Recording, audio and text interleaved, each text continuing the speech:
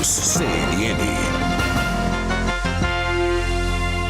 A gente interrompeu a Heloísa Vilela porque, falando de inflação e preço de combustíveis, o Senado acabou de aprovar o projeto que muda o cálculo da composição dos preços de combustíveis, em especial o diesel, e criou um fundo que vai ter recursos para o quê? Para que esse dinheiro seja usado, em vez de repassar de imediato o preço para o consumidor, vai tirar dinheiro desse fundo para estabilizar os preços. Como assim, Daniela? Você segura o repasse, a Petrobras, em vez de pagar do próprio bolso, vai ter esse fundo que vai ser utilizado, uma espécie de cofrinho que você quebra quando você precisa manejar dinheiro para cobrir uma explosão de preços. Eu vou chamar a Renata Agostini, que está acompanhando de muito perto o que está acontecendo. Você vê, esse é o senador Jean Paul Prates. O senador Jean Paul Prates foi o relator, foi ele quem delineou, quem deu forma, quem deu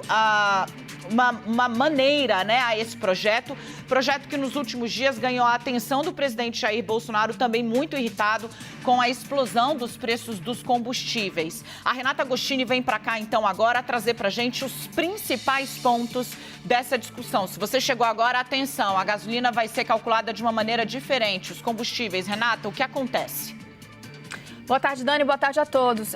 Importante movimento, então, placar ali bastante confortável. Aprovado, então, o projeto de lei que altera e cria uma série de dispositivos. Vamos lá. Primeiro, ponto mais importante que já está em destaque aí, a gente está destacando na nossa tarja. Esse fundo de estabilização. O que é isso, gente? O nome que foi dado pelo relator, o senador Jean Paul Prates, que a gente vê em tela, é a conta, chama CEP Combustíveis, é Conta de Estabilização do Preço dos Combustíveis. Na prática é um fundo que vai ser criado, a previsão é essa, no projeto que foi aprovado agora, que vai ser abastecido com uma série de recursos e que vai funcionar para criar um amortecedor entre o preço que está sendo praticado lá fora e o preço praticado nos postos de gasolina, o preço de acesso ao consumidor.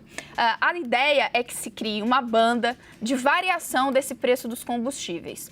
O que vai acontecer? Quando o preço lá fora eventualmente estiver baixo, não é o cenário que temos hoje, mas quando isso acontecer, essa diferença entre o preço praticado e o preço baixo lá fora vai servir para abastecer essa conta, esse fundo, criar aí esse colchão.